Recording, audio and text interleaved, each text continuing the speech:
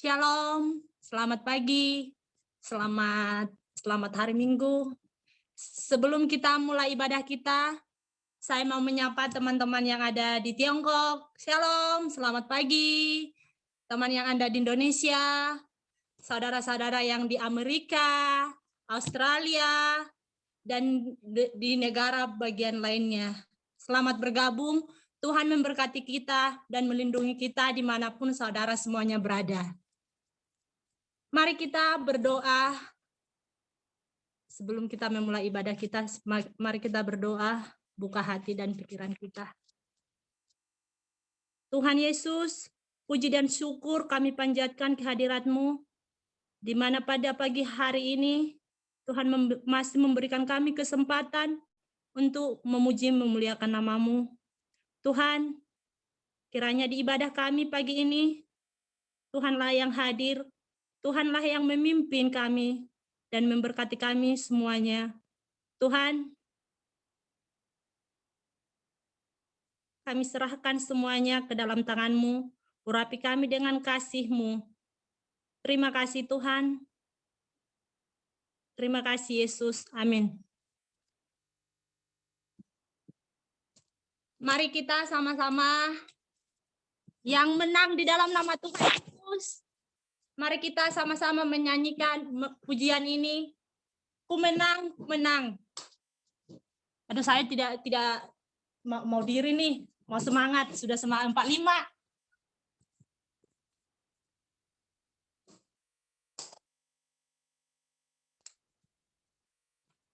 Mari kita sama-sama menyanyikan pujian ini dalam nama Tuhan Yesus. Yang menang di dalam nama Tuhan Yesus, katakan amin. Ku menang di dalam Tuhan Yesus. Ku menang di dalam peperangan.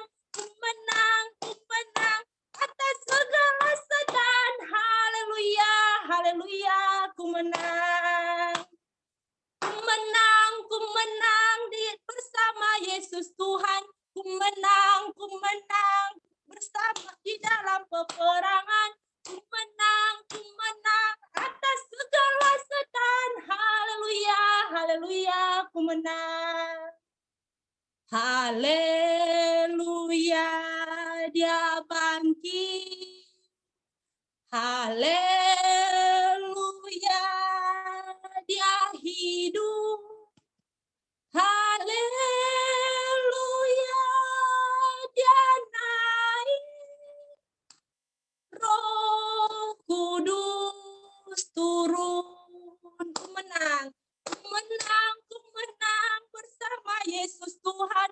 Ku menang di dalam peperangan. Ku menang atas segala setan. Haleluya, haleluya, ku menang. Ku menang bersama Yesus Tuhan. Ku menang di dalam peperangan. Ku menang atas segala setan. Haleluya, haleluya, ku menang. Haleluya, Dia bangkit. Haleluya, Dia hidup. Haleluya, Dia naik. Roh Kudus turun.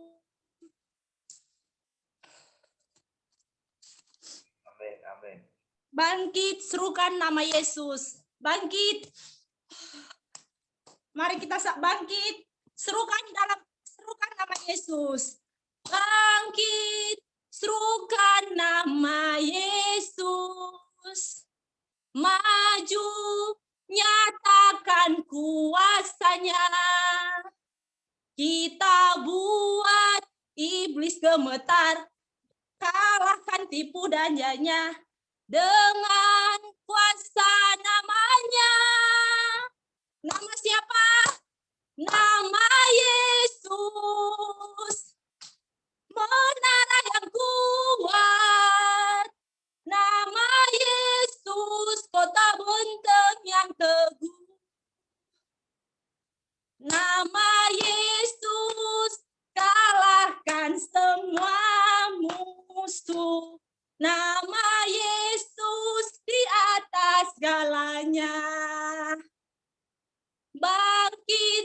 serukan nama Yesus.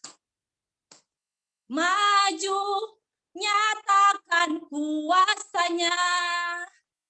Kita buat iblis gemetar, kalahkan tipu dayanya dengan kuasa namanya.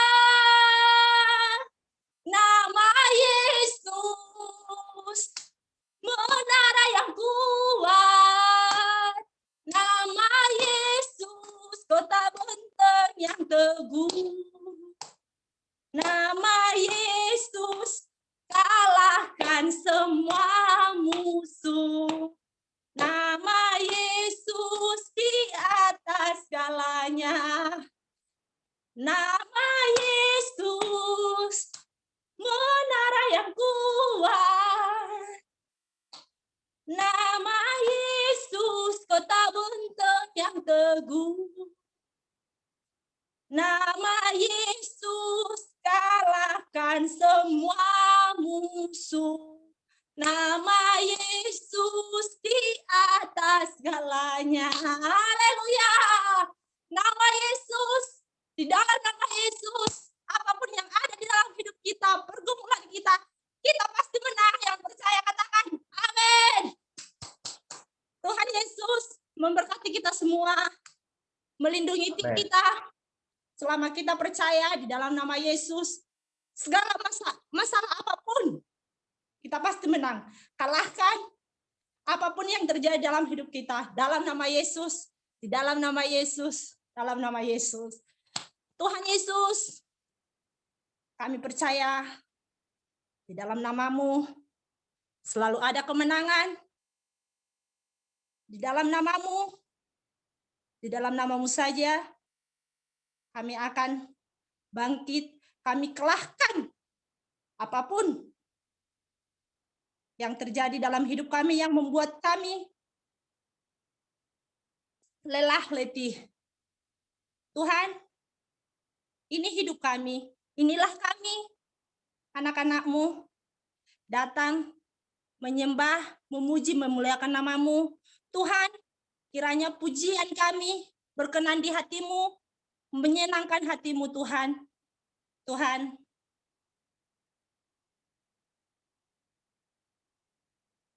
kami bersyukur Tuhan. Punya Bapa yang luar biasa. Punya Yesus yang pengasih dan maha penyayang. Kami tidak layak menyebut nama-Mu pun kami tidak layak. Jangan apalagi meminta. Tuhan, tapi Tuhan maha pengasih dan maha penyayang. Tuhan layakkan kami karena kasih-Mu. Tuhan, inilah kami, terimalah kami Tuhan. Haleluya. Amin. Sebelum kita mendengarkan firman Tuhan, mari kita menyanyikan lagu Betapa Hatiku.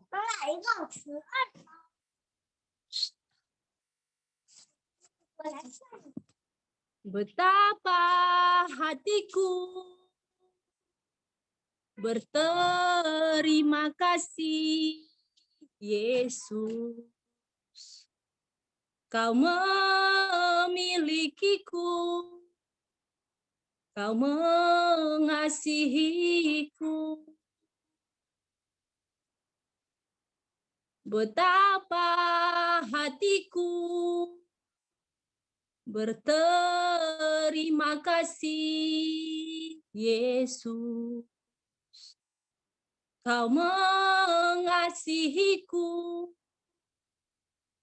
Kau memilikiku.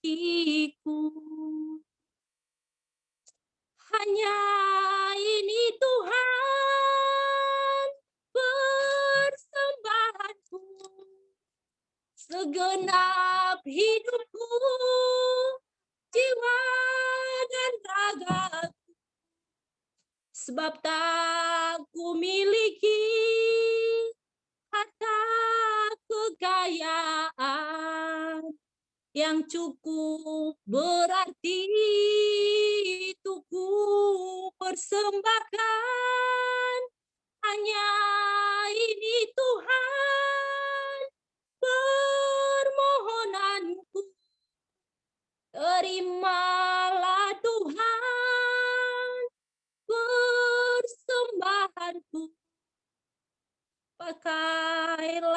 hidupku sebagai alatmu seumur hidupku. Betapa hatiku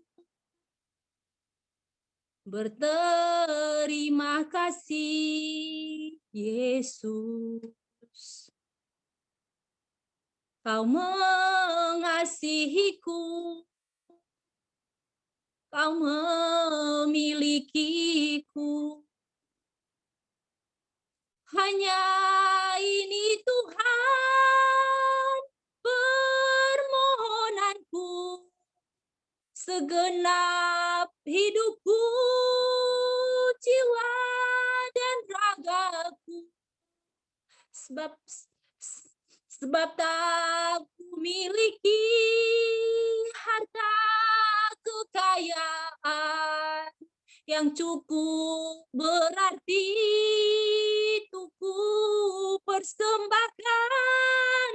Hanya ini Tuhan permohonanku. Terimalah Tuhan persembahanku.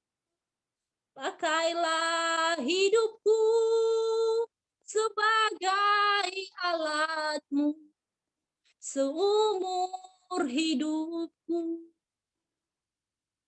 Hanya ini Tuhan permohonanku. Terimalah Tuhan persembahanku. Pakailah hidupku sebagai alatmu seumur hidupku. Haleluya. Tuhan Yesus, kami tidak punya apa-apa yang berharga yang kami miliki. Hanya jiwa dan raga kami yang kami punya, itu pun milik-Mu ya Tuhan. Tuhan, pakailah kami sebagai alat-Mu untuk memberitakan firman-Mu, memberitakan kebaikan-Mu, memberitakan kebenaran-Mu Tuhan. Tuhan, terimalah jiwa raga kami, terimalah kami Tuhan. Tuhan Yesus, sebentar lagi kami mau mendengarkan sebagian firman-Mu. Tuhan, urapi hamba-Mu yang akan memberikan firman-Mu. Berkati juga kami, bukakanlah hati dan pikiran kami semuanya, biar kami dapat mengerti firman-Mu dan bisa menjalankannya. Tuhan, biarlah firman-Mu menjadi pedoman di dalam hidup kami. Biar kami layak disebut sebagai anak-Mu dan sebagai pewaris kerajaan-Mu. Tuhan, ampunilah segala dosa kesalahan kami, yang kami sengaja maupun tidak. Biar jangan itu penghambat berkat bagi kami. Tuhan Yesus, terima kasih Tuhan. Terima kasih Yesus. Terpujilah nama-Mu sekarang dan sampai selama-lamanya. Amin.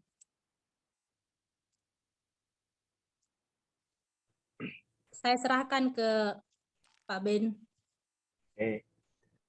Terima kasih untuk semua kita yang hadir hari ini dan yang melayani. Sungguh senang kita bisa berjumpa kembali. Kita mau belajar bersama-sama pengetahuan dari Alkitab tentang menjalani keimanan Kristen. Mari kita persiapkan sungguh-sungguh hati dan pikiran kita untuk mendengarkan firman Tuhan bersama-sama. Kita fokus. Karena apa yang kita ketahui, itu pula yang akan menggerakkan seluruh pikiran, perasaan, dan kehendak kita setiap waktu. Dan apa yang kita percaya, maka seperti itulah diri kita. Sebagaimana yang disembah oleh orang, seperti itulah para pengikutnya. Kalau yang diajarkan tentang kekerasan, maka pengikutnya pun akan mayoritas keras. Tetapi kalau Tuhannya mengajarkan penuh kasih mesra, maka para pengikutnya pun akan seperti yang dia sembah, penuh kasih mesra. Sebelum kita akan masuk dalam firman Tuhan yang sangat menarik ini, saya menyapa untuk semua jemaat yang ada mengikuti di Zoom kita melalui YouTube. Saya sangat senang bisa menyapa Anda kembali. Saya berharap kita semua dalam keadaan sehat dan ada di dalam jalurnya Tuhan, dan seluruh jemaat dalam perlindungan Tuhan.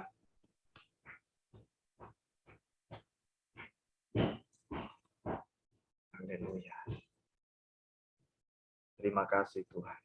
Untuk hari ini kami punya kesempatan lagi untuk kami belajar bersama-sama apa yang Tuhan mau sampaikan buat kami, agar kami menjadi orang yang cerdas di dalam hidup ini. Karena itu yang Tuhan mau. Kami memiliki kecerdasan rohani. Semakin kami mengenal Tuhan, kami semakin pintar, semakin cerdas, semakin bijaksana. Tuhan, terima kasih banyak. Terima kasih banyak, Tuhan. Terima kasih. Terima kasih. Firman-Mu bilang dalam kitab Amsal, orang yang tahu, suka akan firman-Mu, mereka akan memiliki hikmat dan pengertian. Terima kasih, Tuhan. Haleluya. Baik, jemaat Tuhan yang punya Alkitab, bisa dibuka Alkitabnya sembari mengikuti saya. Hari ini firman Tuhan kita mau belajar bersama mengenai percaya dengan hati, mengaku dengan mulut. Oke, percaya dengan hati, mengaku dengan mulut. Mengapa Alkitab mencatat bahwa percaya itu harus dengan hati atau dalam hati?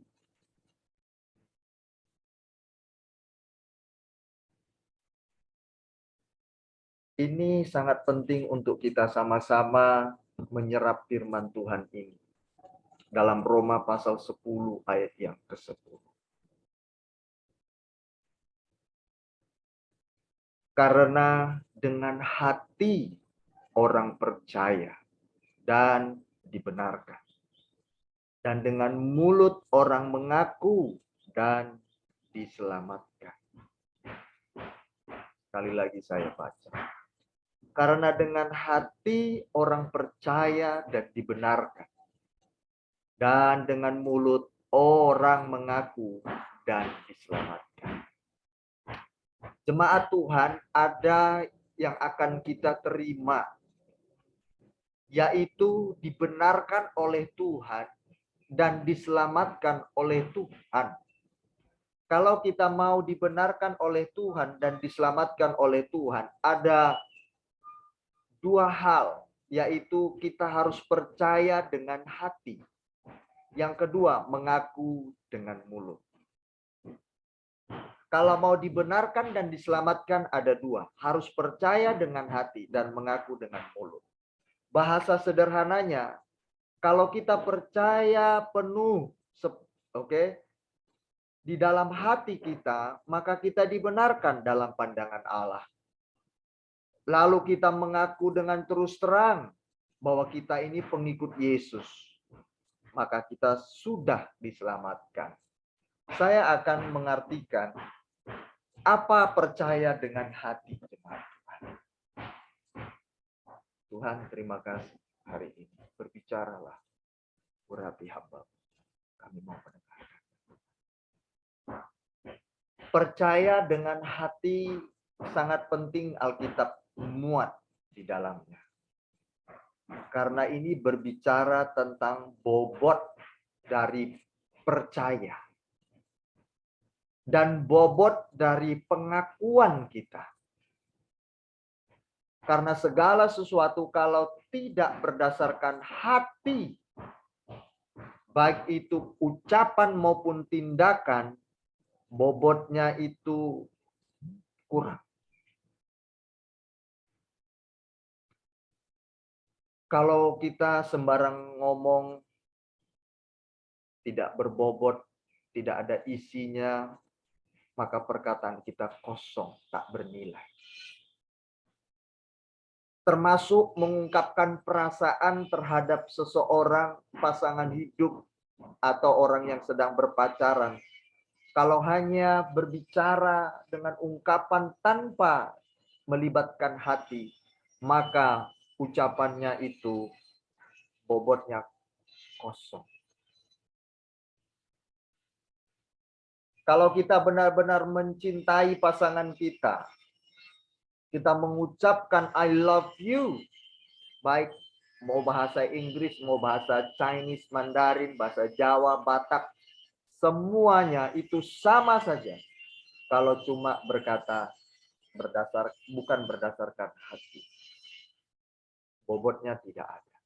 Makanya Alkitab penting untuk menambahkan kepada kita, memuat percaya dengan hati.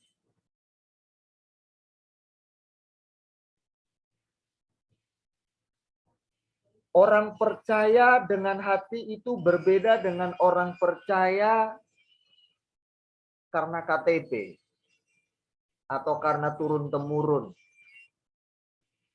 Bapak saya Kristen, mama saya Kristen, lalu saya bilang saya Kristen yang sejati. Bukan.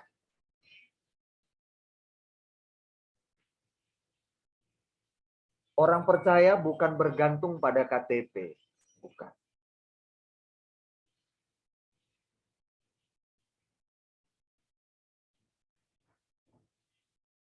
Ada orang percaya pakai KTP di KTP-nya tapi masih suka berdukun. Ada orang percaya di KTP-nya ya sudah Kristen sejak kecilnya, tapi juga mulutnya mulut sampah yang keluar. Suka maki-maki. Nah, ini berbeda orang percaya dengan hati. Ini luar biasa jemaat Tuhan. Nah, kenapa hari ini kitab Roma Paulus mengatakan kepada kita, percaya dengan hati ya, karena dengan hati orang percaya dan dibenarkan, dan dengan mulut orang mengaku dan diselamatkan. Nah, pada waktu itu kejadiannya adalah bahwa ada dulu ajaran-ajaran yang mengatakan bahwa tidak akan mungkin Tuhan yang suci, yang kudus menjadi manusia atau bergabung dengan manusia, sementara manusia itu fana, najis, berdosa. Mustahil Tuhan atau dewa, ya kalau dulu tidak ada agama jemaat. Dulu zaman Yesus tidak ada agama, keyakinan, aliran, sekte. Ya.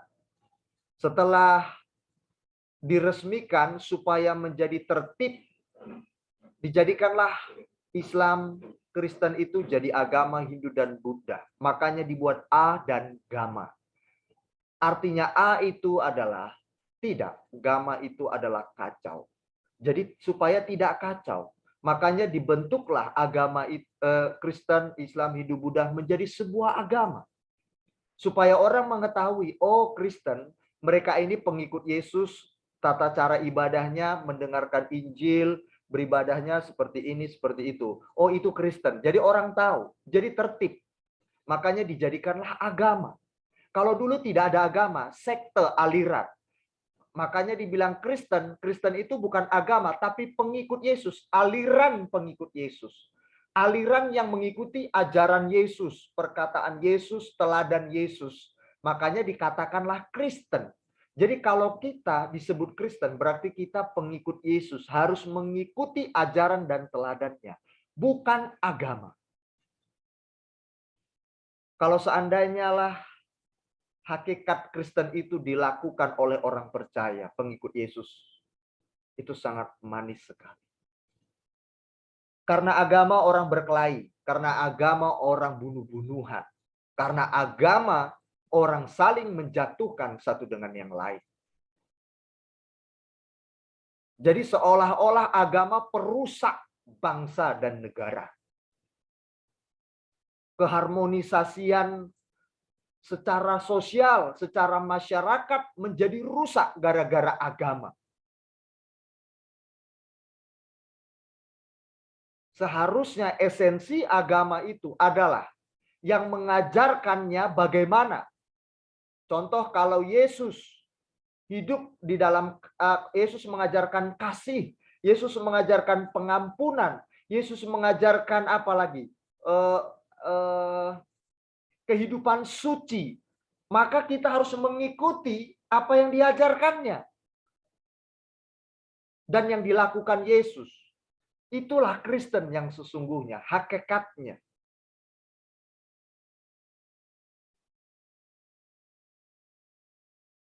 Yesus mencintai hukum, baik hukum negara. Yesus menyayangi alam. Yesus mencintai sesama. Yesus mengasihi semua orang. Kalau demikian, Yesus mengasihi semua aspek. Tanpa ada hukum di bumi ini pun sebenarnya tidak masalah. Tidak ada hukum undang-undang dasar, tidak ada hukum kriminal atau KUHP, pidana. Tidak akan ada hukum perdata. Tidak akan ada, tidak perlu. Mengapa? Karena di dalam Yesus sudah mengajarkan mengasihi dalam segala aspek. Takkan mungkin ada kriminalitas di bumi ini. Takkan mungkin ada orang saling melukai, saling menyakiti hati sesamanya. Makanya hari ini Roma pasal 10 ayat 10. Pada waktu itu mustahil ada Tuhan, ada dewa yang bisa masuk menjadi manusia. Pada waktu itu ajaran Yesus ini ajaran secara ekstrim ya. Kalau kita belajar secara teologi, latar belakangnya. Ajaran orang Kristen itu ajaran goblok, tolol. Nggak mungkin Tuhan yang suci di singgasana menjadi berbaur dengan manusia yang fana. Apalagi mati bagi dosa manusia. Mereka berkata, ini sangat tidak masuk akal. Bodoh. Ada ayat firman Tuhan di kitab lain berkata, orang menganggap itu suatu kebodohan dalam kitab Roma pasal yang lain. Mereka menganggap itu suatu kebodohan. Memang benar. Tapi bagi kita itu menyelamatkan kita. Hebat bukan? Kalau cuma Tuhan, ini lebih masuk akal lagi ke kita. Kalau cuma Tuhan ada di singgasana, Dia tidak menyelamatkan kita, kita nggak tahu siapa yang bisa kita teladani. Manusia semua berdosa, tidak ada satupun yang tidak berdosa. Tidak akan mungkin ada yang mau kita contoh teladan manusia yang akan menjadi satu yang kudus tanpa cacat celah. Tidak ada satu manusia pun. Kita tidak tahu harus berbuat bagaimana. Makanya perlu Dia yang sempurna, yang tak bercacat celah, yang sesuai kategori Allah yang sempurna, sesuai kerajaan Allah standarnya. Siapa Dia? Yang perlu ya Tuhan sendiri harus turun. Karena Tuhan itu kudus dan suci. Jadi Dia satu-satunya harus turun menjadi figur bagi kita. Itu masuk akal. Paulus berkata kepada kita, memang perlu Yesus turun, Tuhan yang memberikan contoh teladan sempurna sesuai standar ilahi. Ingat jemaat Tuhan, waktu Yesus dibaptis, inilah anakku yang kukasihi, kepadanya lah aku berkenan. Ini sebuah pernyataan bahwa hanya inilah yang tepat sesuai standar Bapa. Itu maksudnya. Tidak ada seperti Yesus yang mencapai standar Bapa yang mutlak.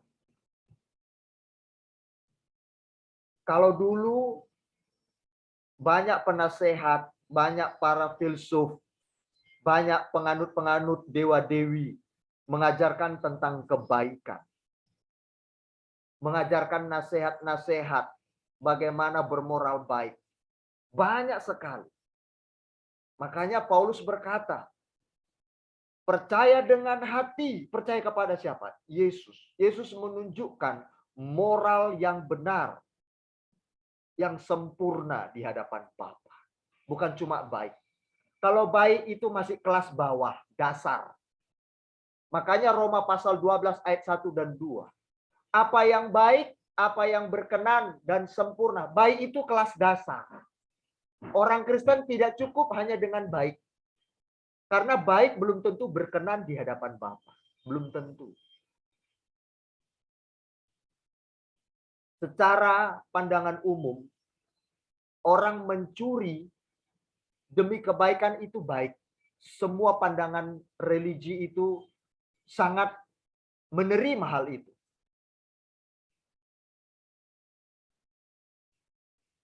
Mencuri demi kebaikan. Berbohong demi kebaikan.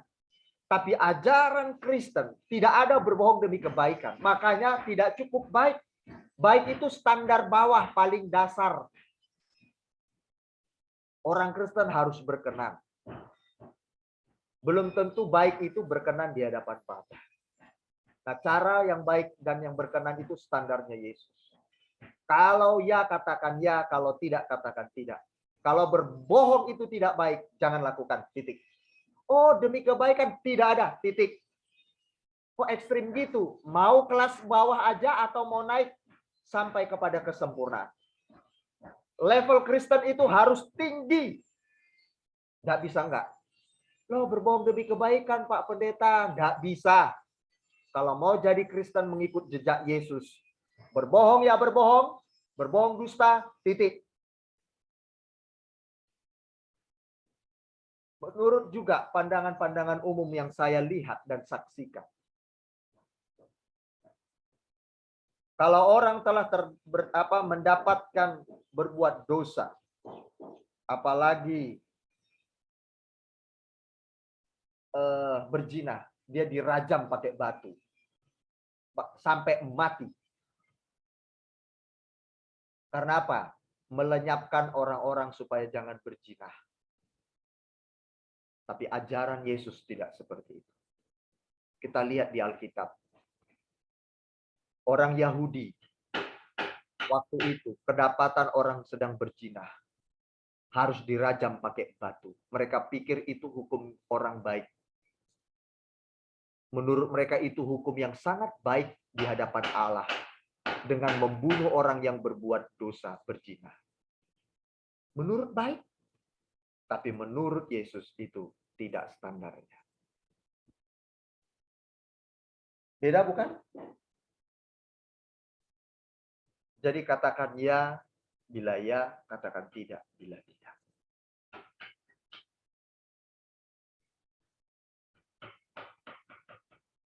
Luar biasa Tuhan kita mengajarkan prinsip ini. Ya, tidak mungkin dewa atau Tuhan menjadi manusia, menunjukkan teladan, mengajarkan kehidupan yang berkenan di hadapan Bapa. Mustahil. Makanya Paulus mengajarkan ini kepada kita semua. Percaya dengan hati itu penting, karena ini berbicara tentang bobot, kualitas keimanan kita kepada Dia. Maka kita akan bertanggung jawab terhadap iman kita.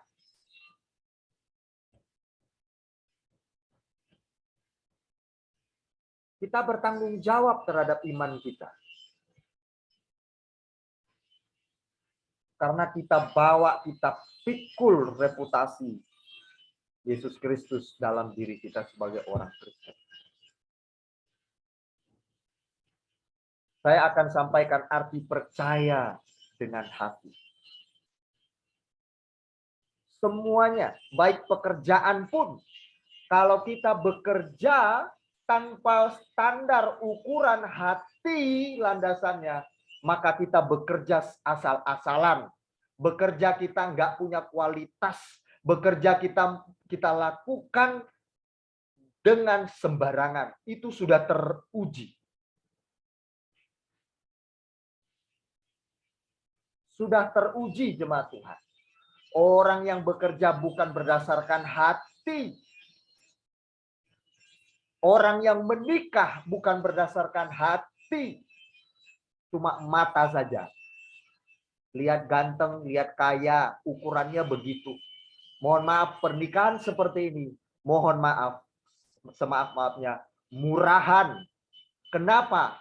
Tidak sedikit yang terjadi perceraian karena standarnya mata.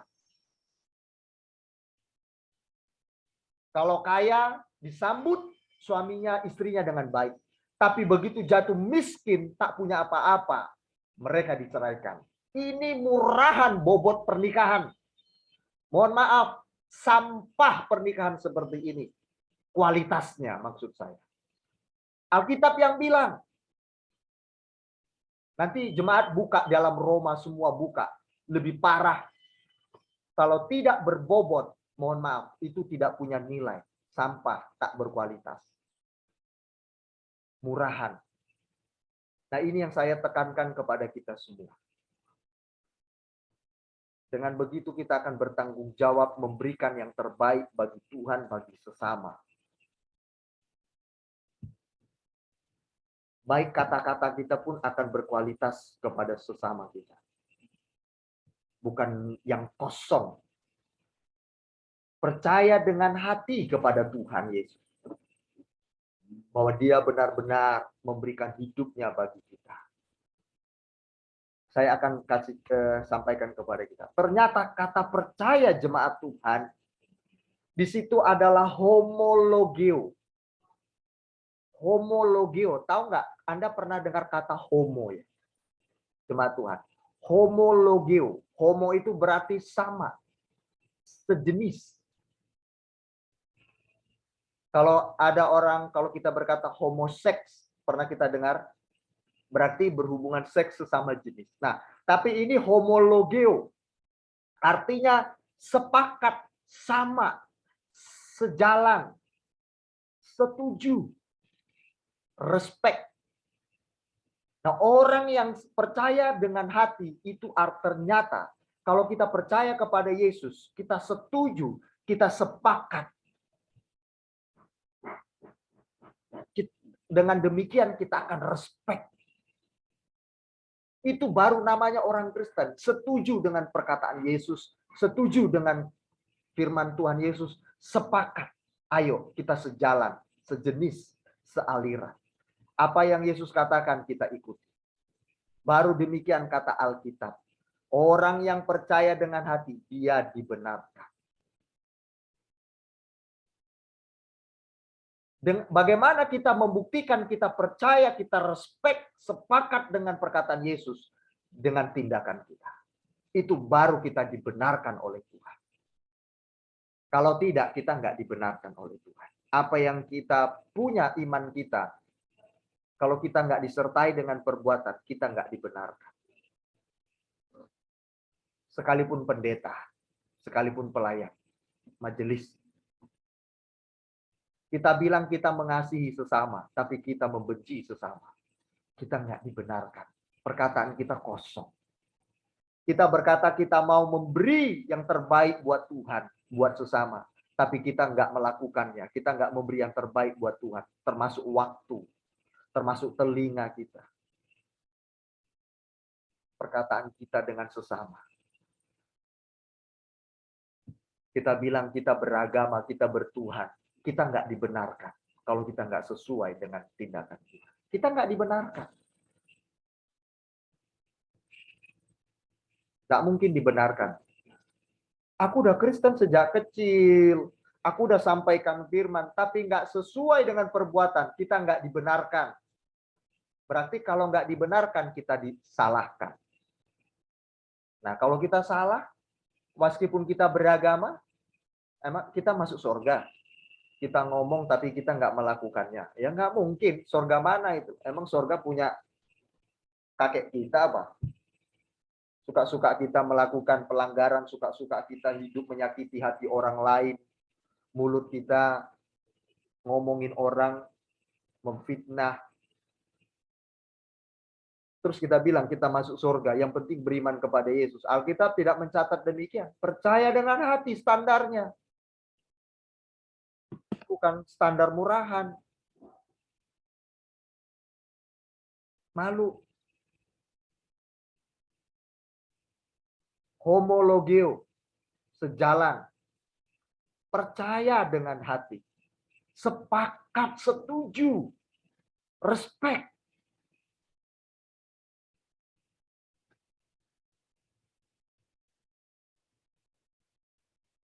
Ini baru benar Kristen yang sejati. Kristen yang bukan abal-abal. Hebat yang seperti ini. Kalau Yesus katakan rendah hati, harus rendah hati. Itu namanya homologeo. Percaya dalam hati. Respect. Setuju. Yes. Rendah hati itu tidak gila hormat, tidak gila pujian. Direndahkan, diam aja. Biasa saja direndahkan. Itu homologeo. Kalau Tuhan bilang begitu rendah hati aja. Dihina, direndahkan, difitnah, biarin. Sepakat dengar firman. Yesus bilang begitu ya kita ikut. Itu baru percaya namanya. Kalau enggak, bukan percaya namanya. Itu homologeo. Baru iman sesuai perbuatan. Contoh, kalau saya bilang sama Mama Lina, pelayanan ya, iya, saya pelayanan oke Kak, tapi dia nggak melakukan. Itu bukan percaya, bukan homologeo, bukan sepakat, bukan setuju. Berarti dia menentang. Sama, tanda kita beriman kepada Yesus, lakukan firman-Nya. Itu baru namanya tanda beriman kepada Yesus. Jangan bangga dengan agamamu. Jangan bangga, aku Kristen. Ya selesai sampai di situ. Nggak laku yang begitu itu. Nggak laku. Mohon maaf saya bilang. Alkitab yang bilang. Nggak laku.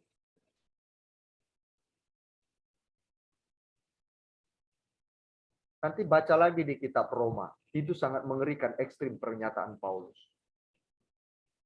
Tuhan pun tidak menyayangkan malaikatnya. Dibuang. Betul? Jemaat tahu Hillel bin Sakar masih ingat? Itu aja dibuang. Apalagi kalian sebagai anak-anak kerajaan Allah. Kata Alkitab, kitab Roma nanti baca. Kitab Roma antara Roma 8 sampai 12. Nanti baca semua sampai habis. Antara itu. Anak-anak kerajaan pun dibuang. Allah tidak menyayangkan itu. Malaikat Hillel bin Sakar aja dibuang, yang kita sebut sekarang Lucifer. Dibuang Tuhan. Apalagi juga anak-anak kerajaan pun dibuang, kata Alkitab. Sadis bukan? Jadi bukan karena pernyataan saya yang menyakitkan, bukan. Bukan pernyataan saya yang membuat Anda sakit hati, enggak. Saya berdasarkan firman supaya mendidik, menghajar diri kita sendiri. Homologeo, itu percaya, benar-benar percaya.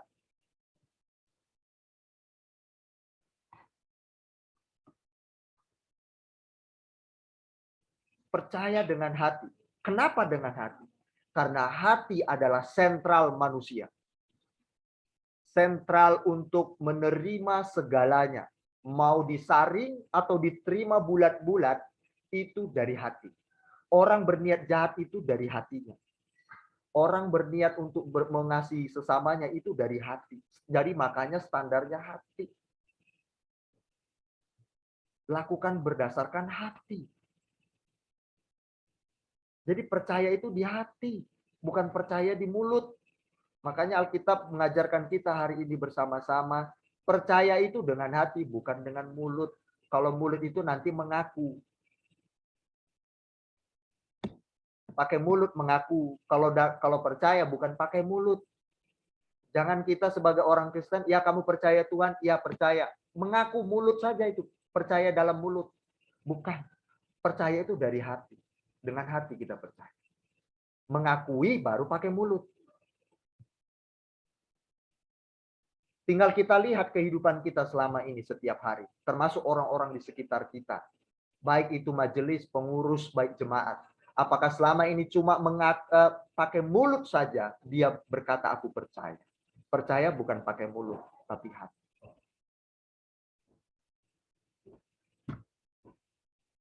Haleluya. Kita terus diajar oleh firman Tuhan. Karena Tuhan mau kita berkualitas. Bukan Kristen yang murah.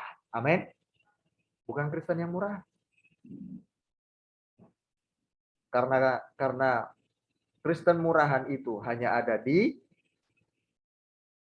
pinggir-pinggir jalan. Gampang didapati. Tapi tak berkelas. Perkataan mulai berkelas. Tindakan mulai berkelas. Amin. Jemaat Tuhan. Percaya dengan hati. Karena hati itu sentral. Bagaimana manusia itu jahat atau baik itu berdasarkan hati. Bobotnya ada di hati. Di dalam hati itu ada pikiran, ada perasaan. Di dalam hati itu ada pikiran, ada perasaan, ada keinginan. Jadi kenapa percaya dengan hati? Kalau percaya dengan hati, ya, respect, setuju, sepakat dengan apa yang Yesus katakan dan teladankan. Kalau kita berdasarkan hati, maka pikiran kita akan kita bawa kepada apa yang dikehendaki Tuhan, kita akan tundukkan. Kalau Tuhan bilang harus rendah hati, pikiran kita harus kita tundukkan. Harus rendah hati. Perasaan kita harus kita tundukkan. Keinginan kita harus kita tundukkan. Kalau kita mau marah, mau membela diri, kalau kita mau memaki orang, Tuhan bilang enggak, kamu tetap rendah hati, tenang, diam. Kita harus diam. Rasa ingin mau ikut marah harus tenang, tundukkan. Itu perasaan kita mulai, keinginan kita tundukkan. Pikiran kita mau membalasnya tundukkan. Makanya hati sebagai ukurannya Alkitab bilang, percaya itu dalam hati, dengan hati. Bukan dengan mulut. Karena di mulut ini tak ada isi tidak ada yang di dalam mengandung penyaringan itu cuma ada di dalam hati. Hebat sekali firman Tuhan ini. Makanya Alkitab bilang dari hatilah terpancar semua perkataan kita, seluruh kehidupan kita dari hati semua. Untuk mengetahui siapa Anda dan saya, itu dari hatinya. Kalau hatinya beres, pasti perkataannya beres. Kalau hatinya penuh dengan kebencian, maka yang keluar dari mulutnya kebencian. Itu sudah pasti. Alkitab nggak pernah salah.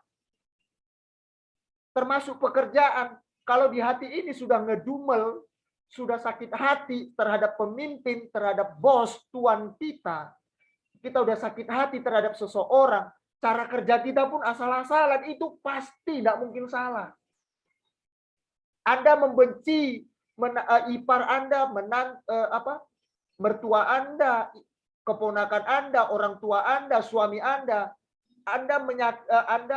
tidak melayani dia dengan baik, itu pasti ada yang nggak beres di hati. Itu pasti tidak mungkin salah. Orang pun bekerja asal-asalan kalau dia udah ngedumel, betul atau betul? Pasti dia nggak akan sungguh-sungguh mengerjakan tugasnya. Nggak mungkin. Dia nggak mungkin tersenyum dengan orang lain. Nggak mungkin. Senyumannya pasti palsu. Munafik. Bekerjanya pun akan sembarangan. Itu pasti. Makanya banyak yang nggak menerima yang seperti ini, termasuk orang Kristen. Memang harus begitu kita. Saya mau KJK Overseas ini bukan menjadi orang-orang yang mentalitas murahan.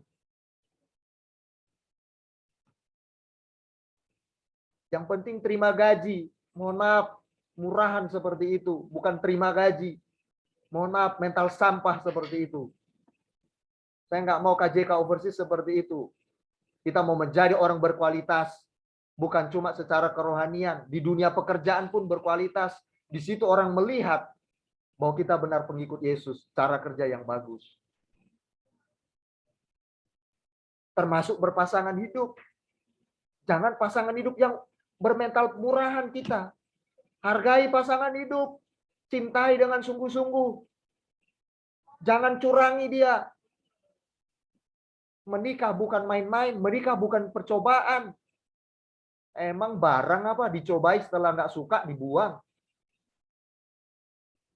Pasangan kita bukan barang murahan. Udah nggak cocok, buang. Nggak cocok, buang. Jangan jadi Kristen begitu. Alkitab berkata percaya dengan hati. Respect terhadap firman. Setuju, sepakat, kata Yesus begitu. Yes, aku terima. Kalau kita merasa tersinggung begitu dengar firman, berarti ada yang sesuatu yang belum beres. Mari kita sama-sama mengoreksi diri kita masing-masing. Termasuk saya. Jadi berumah tangga itu bukan sembarangan.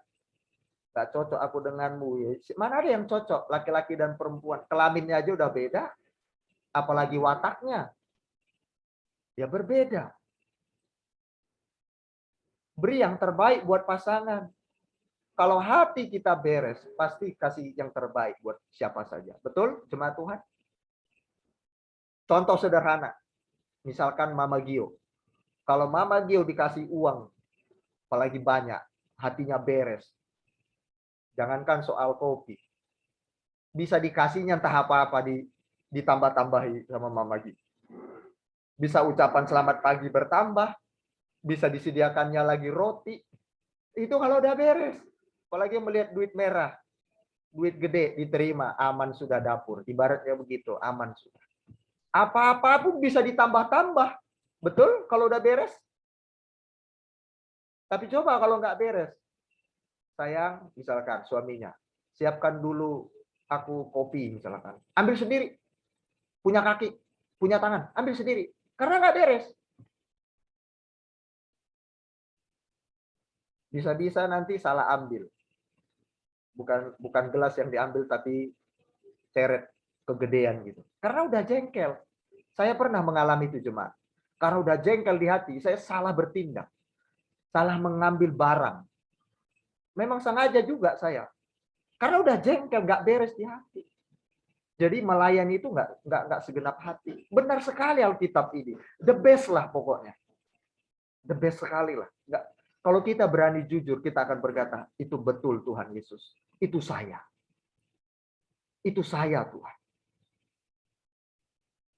Berarti engkau sedang mengoreksi saya. Saya mau berubah. Itu baru top. Maka kita akan menuntut diri kita akan semakin lebih baik, bukan orang lain. Percaya dengan hati itu penting, bukan percaya dengan mulut. Karena mulut bisa berkata lain di hati. Betul. Mulut itu jago untuk kita memanipulasi orang, jago mulut. Pinter. I love you, tapi di hati. Tapi kalau di hati, di sini benar, di mulut waktu berkata I love you, itu tulus keluar dari hati. Tidak bisa dibohong. Menarik bukan firman Tuhan hari ini? Menarik. Paulus berkata, percaya dengan hati, setuju. Sealiran, sepakat. Yes, kalau Tuhan mau bilang begitu, aku percaya. Yesus sudah mati. Yesus memberi teladan. Tuhan yang menjadi manusia. Agar aku yang fana, yang penuh dosa, mengikuti jejak hidup Yesusku, yang bertanggung jawab, hidup suci, berkenan di hadapannya. Aku harus mengikuti jejak-jejak hidup Yesus. Maka aku tidak akan sembarangan. Dan saya percaya jemaat, baru kita dibenarkan oleh Tuhan. Dan cara kerja kita demikian yang sesuai diajarkan Yesus, saya percaya kita akan disenangi oleh banyak orang. Rezeki, berkat, pasti mengikuti kita. Saya percaya jemaat Tuhan. Nggak usah kita muluk-muluk, nggak usah kita, mohon maaf, jadi penjilat, nggak usah kita mencoba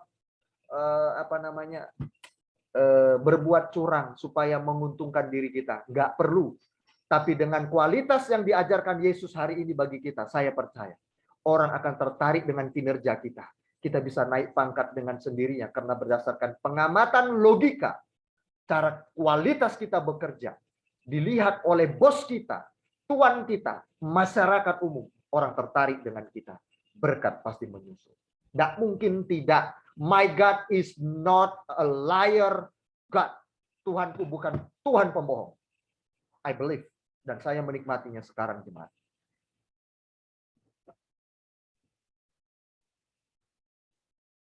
Waktu saya kerja bakti, Alkitab benar. Waktu saya kerja bakti di kampus, kerja bakti jamnya itu harus 2 jam. Tapi teman-teman saya mengerjakan itu bisa setengah jam sampai 1 jam. Mereka tidak memaksimalkan waktu kerja bakti. Tapi saya berikan waktu 3 jam, 4 jam kerja bakti. Alkitab bilang kalau ada yang mengajak engkau berjalan 1 mil, berjalanlah 2 mil. Kasih lebih. Dan itu saya praktekkan. Saya kerjakan terus bukan karena supaya dilihat orang. Tapi saya melihat Tuhan saya dari sorga. Dia melihat saya mengerjakan dengan kualitas. Bukan manusia. Kolose pasal 3:23. Lakukan semua untuk Tuhan. Bukan untuk manusia saja. Tapi untuk Tuhan. Ternyata jemaat Tuhan, saya lakukan dengan tekun. Pemimpin saya ternyata diam-diam memperhatikan saya. Diam-diam dicek cara kerja saya. Lalu akhirnya pemimpin saya tertarik dengan saya. Lalu saya mau disekolahkan, dikuliahkan gratis. Bukan karena hebat gagah, tapi karena kualitas. Integritas, kejujuran, kualitas. Mengangkat kita sendiri. Tuhan tak pernah berdusta. He is our God. He is the God full of the honesty. Dia Tuhan kita penuh kejujuran. Saya pegang itu. Dan akhirnya saya tekun, saya diangkat. Saya mau disekolahkan. Dan saya mau dibawa ke Selandia Baru waktu itu. Tapi saya bilang tidak, karena ini bukan panggilan Tuhan. Berkat yang mengejar. Rezeki yang mengejar kalau sudah kualitas ada dalam diri kita. Alkitab tidak pernah salah. Makanya sekalipun sakit dia mengoreksi saya. Dan saya bilang kepada Tuhan, God, I will follow you. Saya mau terus mengikuti. Itu namanya percaya dengan hati. Sepakat, setuju. Jadilah Kristen yang seperti itu. Sampai saya diminta sama beberapa orang, tidak sedikit. Kamu di gerejaku, kamu samaku ya Pak Beni, kamu samaku ya. Saya diminta sama banyak orang. Tapi saya bilang, kalau dari Tuhan saya pergi, tapi kalau enggak, saya enggak mau pergi. Padahal tawarannya menarik. Masa depan cerah kalau saya terima waktu itu. Tapi Tuhan bilang bukan. Berkat mengejar.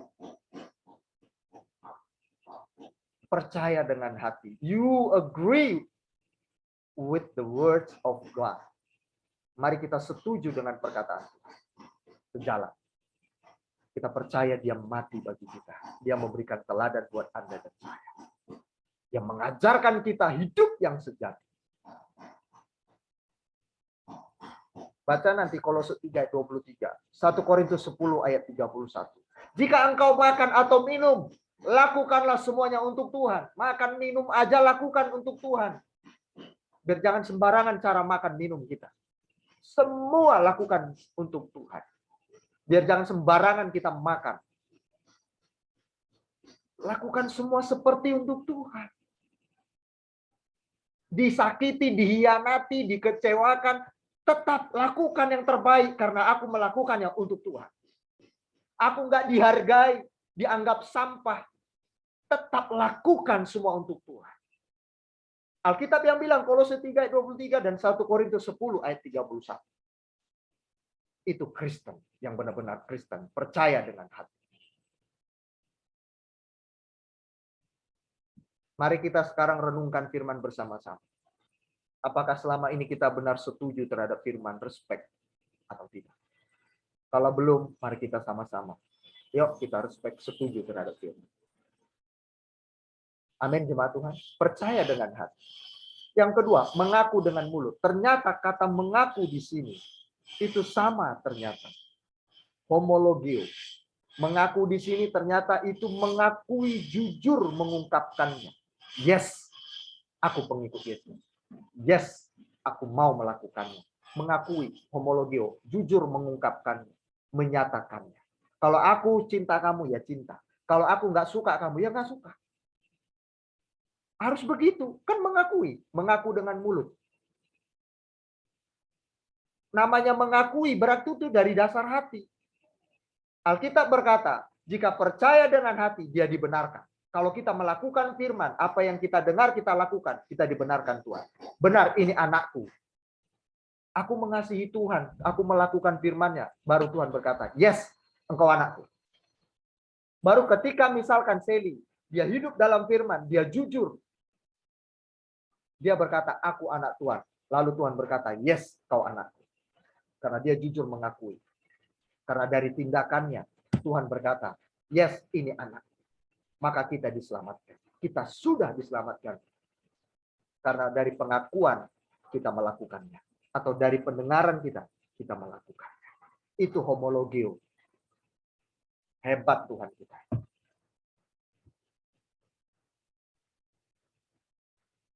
Mari kita berdoa untuk saudara-saudara kita. Ya, aku mau berdoa. Lakukan, kita dibenarkan. Aku mau percaya kepada suamiku. Lakukan, bukti kita percaya kepada dia. Itu dibenarkan. Bahwa kita pelaku firman. Itu namanya kita orang yang sudah diselamatkan. Itu baru cocok. Baru cocok, sinkron. Luar biasa bukan? Oke, jemaat Tuhan, saya akhiri. Saya akhiri firman Tuhan hari ini. Ternyata kata kita dibenarkan, percaya dengan hati dibenarkan. Di situ ternyata artinya di kaiosune, kita di situ memiliki pengertian bahwa kita melakukan hak kita terlebih dahulu.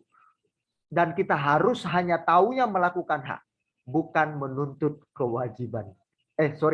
Kita melakukan kewajiban kita, bukan menuntut hak. Itu ternyata dibenarkan. Begitu kita benar respect, kita setuju dengan perkataan Tuhan, kita lakukan. Itu sama dengan kita sedang melakukan kewajiban kita, tidak menuntut hak.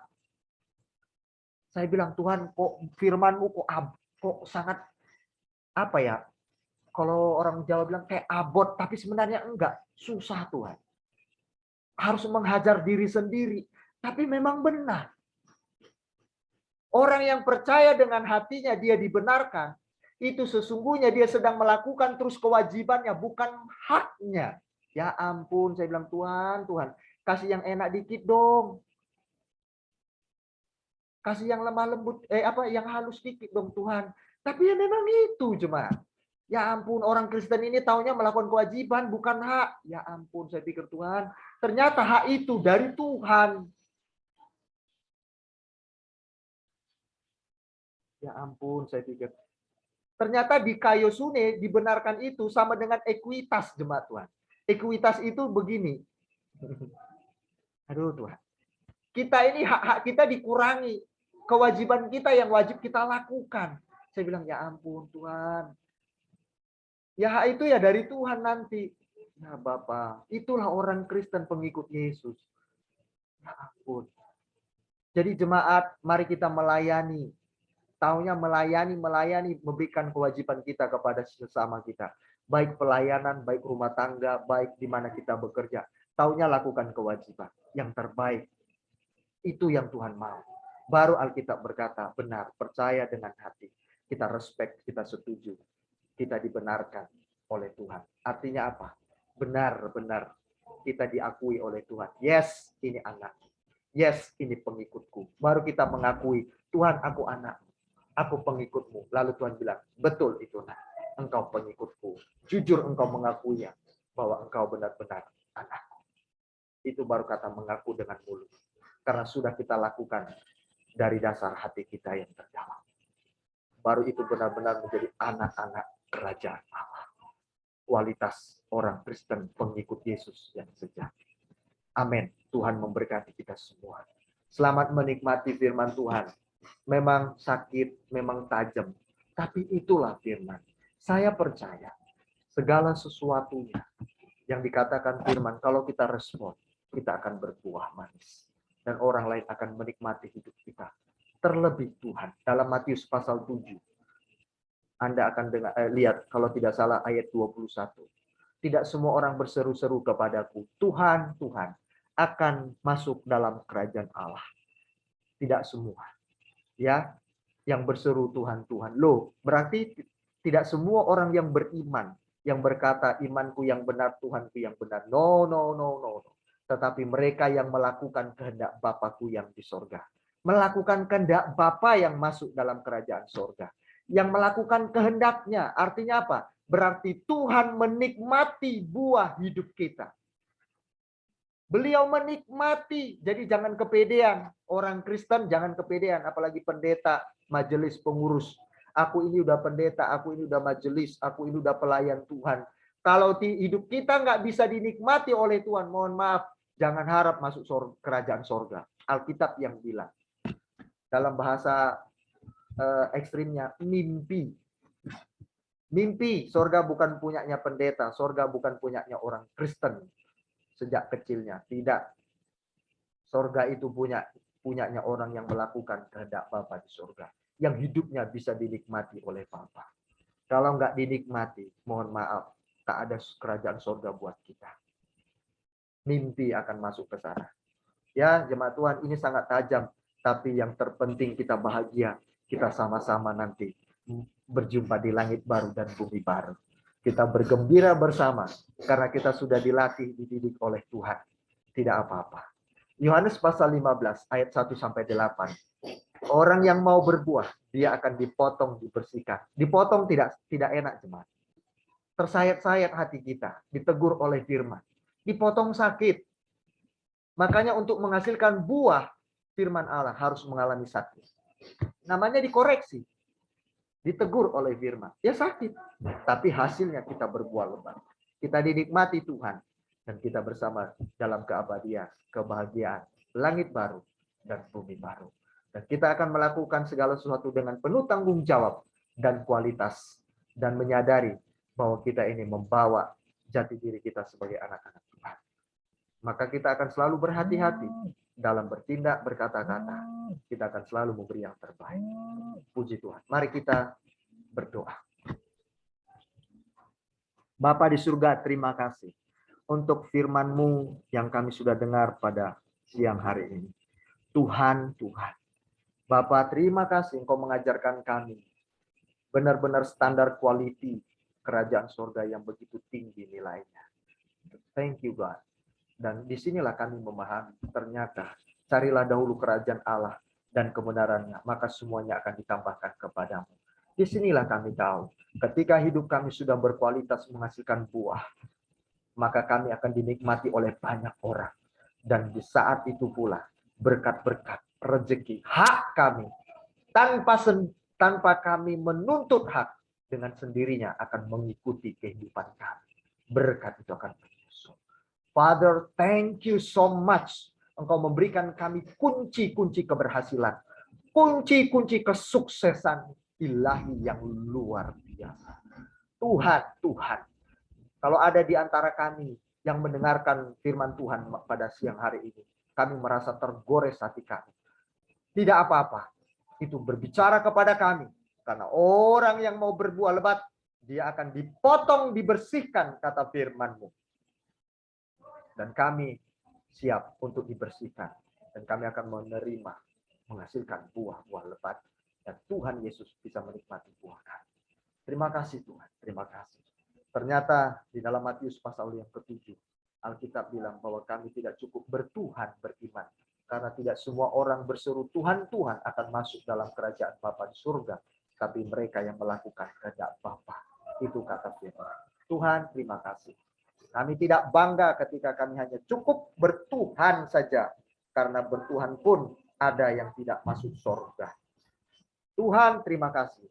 Itu berarti bertuhan tidak menjamin masuk kami, membuat kami masuk surga untuk kami berkata bahwa kami bertuhan.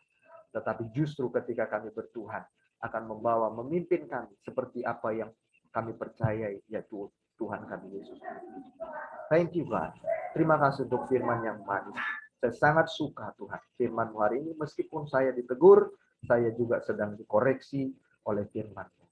Terima kasih Bapak. Berkati semua hati jemaat-Mu yang mendengarkan firman-Mu pada hari ini Tuhan. Kami semuanya mau berkata dan rela untuk dikoreksi bersama-sama. Dan kami mau didorong oleh firman dalam nama Yesus. Terima kasih Tuhan, saya percaya hari ini hamba selesai berbicara. Firman-Mu tidak akan berhenti berbicara sampai hari ini. Karena Roh Kudus-Mu akan terus berbicara, meremakan itu dalam hidup kami. Berdoa dan mengucap syukur dalam nama Tuhan kami Yesus. Haleluya. Baik jemaat Tuhan, kita akan berdoa syafaat kepada Ibu ini. Saya mohon untuk berdoa syafaat bagi kita semua. Silakan.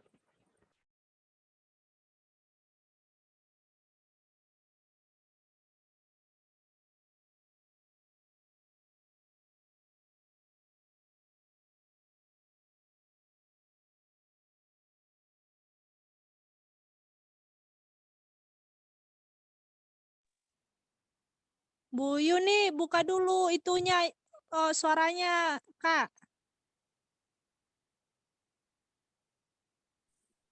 Saya kira udah iya. buka tadi. Oh, udah. Ini Mbak, udah. Mari kita bersatu di dalam doa. Terima kasih Tuhan Yesus, terima kasih Allah Roh Kudus buat penyampaian firman yang disampaikan oleh Kak Beni di dalam persekutuan ini Tuhan. Tuhan, biarlah itu firman-Mu tumbuh di dalam setiap kehidupan kami masing-masing. Biarlah firman-Mu menjadi pelita bagi kehidupan kami, Tuhan. Tuhan Yesus, tambahkan hikmat dan kebijaksanaan kepada Kak Beni, ya Bapak, yang menyebarkan firman kepada kami, Tuhan, yang menaburkan firman kepada kami, Tuhan. Kiranya hikmat dan kebijaksanaan-Mu semakin bertambah di dalam setiap kehidupan Kak Beni dan Mbak Ririn, Tuhan. Tuhan Yesus yang baik, terima kasih buat apapun yang Kau berikan ya Bapak. Kau yang memberkatin hamba-Mu ya Bapak, Kak Beni dan Mbak Ririn ya Bapak, agar mereka semakin bertumbuh di dalam Engkau Tuhan, agar mereka semakin dapat menyebarkan firman-Mu, memberitakan firman-Mu ya Bapak, hingga firman-Mu tergenapi sampai ke ujung bumi. Tuhan Yesus, Engkau juga yang memberikan kesehatan kepada hamba-Mu Kak Beni dan Mbak Ririn ya Bapak. Engkau juga yang mencukupi segala kekurangannya Bapak. Tuhan, apapun yang ada di dalam setiap kerinduan hamba-Mu ya Tuhan, Engkau lebih tahu apa yang mereka perlukan Tuhan. Cukupkan, tambahkan Tuhan semakin sempurna. Apapun yang keinginannya ya Bapak. Kiranya berkat-Mu limpah di dalam setiap kehidupan Kak Beni dan Mbak Ririn Tuhan. Tuhan Yesus, begitu juga dengan kami ya Bapak, yang mendengarkan firman-Mu ya Bapak. Kiranya kami semakin mau menjadi pelaku firman-Mu ya Bapak. Bukan kami hanya enak mendengar di telinga kami ya Bapak, tapi ajar kami untuk mau melakukannya ya Bapak.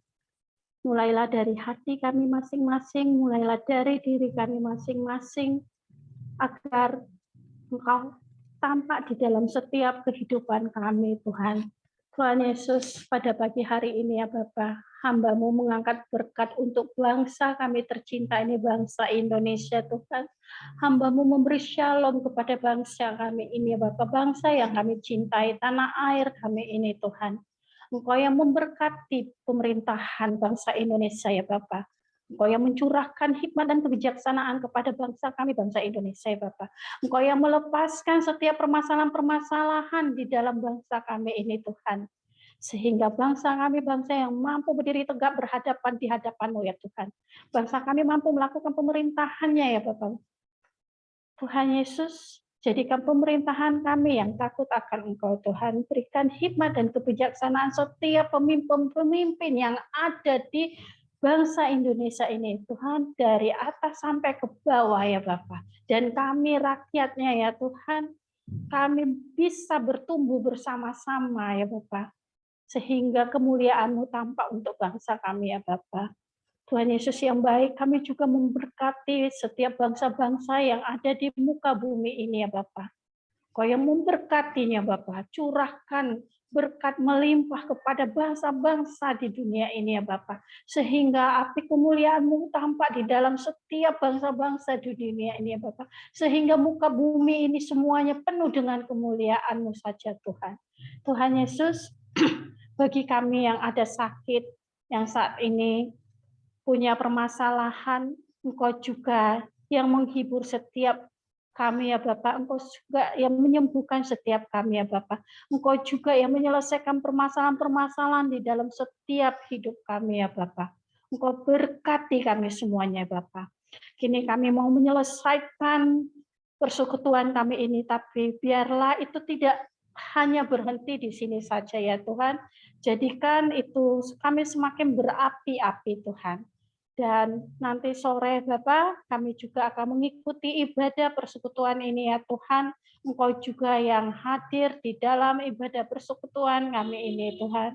Terima kasih Tuhan, terima kasih Allah Roh Kudus. Hanya di dalam nama Yesus kami berdoa dan mengucap syukur. Haleluya. Amin.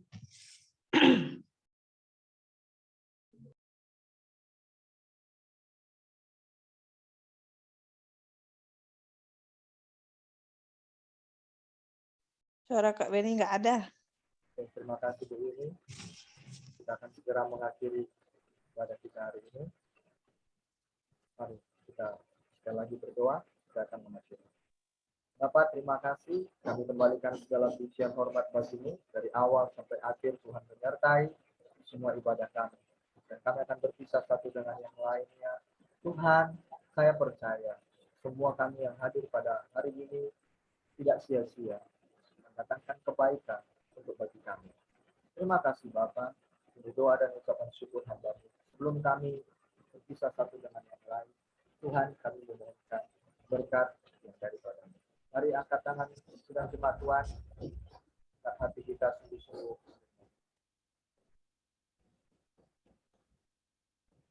Terima kasih Tuhan Yesus dengan kasih sayang-Mu yang sempurna mengalir atas kami setiap waktu.